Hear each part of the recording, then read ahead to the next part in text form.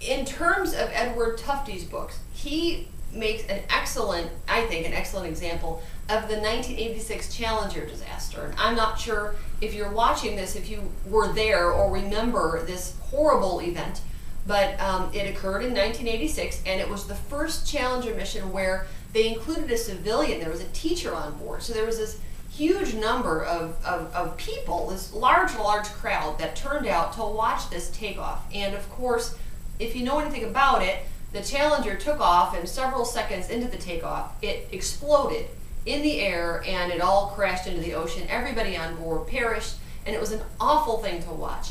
And the shocking thing, the thing that I didn't even know, was that according to Edward Tufte, the engineers who were responsible for building this spacecraft knew that this was going to happen, or strongly suspected this was going to happen.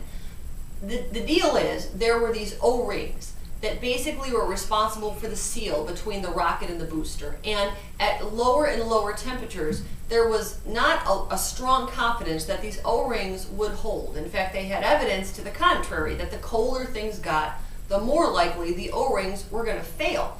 Well, the morning of launch, it was like 31 degrees Fahrenheit, and so they had never tested these O-rings at such low temperatures.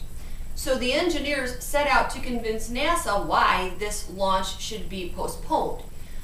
If you email me at newdimensions@americanperrygraf.com, again, newdimensions@americanperrygraf.com, I will send you a copy of this white paper. It's fascinating, the way these engineers set about trying to convince NASA that this was a bad idea. What they did is they took all of this highly technical information they had, and they put it together in a document that had everything crammed in one place with no prioritization. There was no hierarchy. So some people that actually viewed this piece described it as a box of crayons. Other people called it a can of sardines. It looked like a bunch of rocket boosters just lined up on a page with all kinds of technical numbers. And when these extremely highly educated NASA people looked at it, nothing jumped out to them in terms of the causative relationship between low temperature and high failure rate. So, as we know, as history tells us, the launch was scheduled to continue, and we all know the terrible thing that happened.